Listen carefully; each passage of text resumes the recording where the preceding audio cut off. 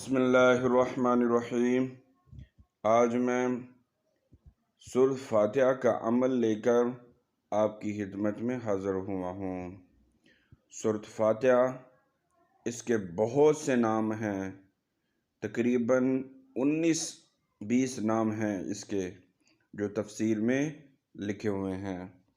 ان میں سے ایک نام سورۃ الشفا بھی ہے۔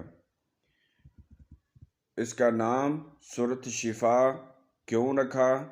اس وجہ سے تاکہ اس کو ہم پڑھ کر اور دم کر کے دوسروں کو دیں، خود پئیں، بچوں کو دیں۔ جو بھی بیماری ہوگی، بخار ہے، ٹائیفائڈ ہے، کینسر ہے، ٹی بی ہے، کورونا ہے، ہر طرح کی جو بیماری ہوگی، اللہ کے حکم سے انشاءاللہ آپ کو شفا ملے گی۔ لیکن پڑھنے کا طریقہ آنا چاہیے کہ سورۃ فاتحہ ہمیں کیا کہہ رہی ہے۔ سورۃ فاتحہ کا ہم تو نماز میں پڑھتے ہیں، پڑھ کر آگے نکل جاتے ہیں، لیکن ہمیں کوئی پتہ نہیں ہوتا سورۃ فاتحہ ہمیں کیا کہہ رہی ہے۔ سورۃ فاتحہ کا ترجمہ اچھے طریقے سے پہلے یاد ہونا چاہیے کہ ترجمہ جب یاد ہوگا تو ہمیں پتہ ہوگا کہ اللہ تبارک و تعالیٰ اس سورت میں ہمیں کیا کہہ رہے ہیں۔ الحمدللہ رب العالمین، تمام تعریفیں اللہ ہی کے لیے ہیں جو تمام جہانوں کا پالنے والا ہے۔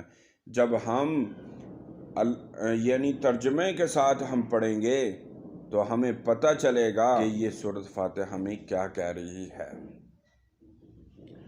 جب سورۃ فاتحہ کا ترجمہ یاد ہو جائے گا تو نماز میں بھی دل لگے گا، اور ہم جو کلام پڑھ کر، سورۃ فاتحہ پڑھ کر دم کر کے پئیں گے تو ہمیں پتہ چلے گا کہ واقعی کوئی ہمارے اندر کو گیا ہے۔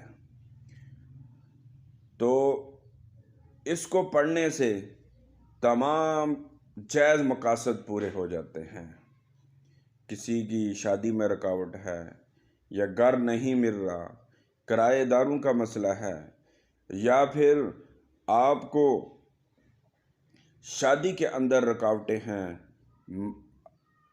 شادی نہیں ہو رہی، رشتہ آتا ہے یا آتا ہی نہیں، اس طرح کے کئی مسائل ہوں، تو اللہ کے حکم سے بالکل یہ تمام معاملات ختم ہو جائیں گے۔ پڑھنا کتنا ہے؟ 41 دفعہ آپ نے پڑھنا ہے، اول آخر 3 دفعہ درود شریف۔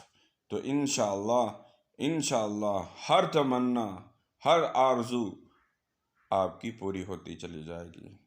ہمیں دعاؤں میں یاد رکھنا۔ اللہ حافظ۔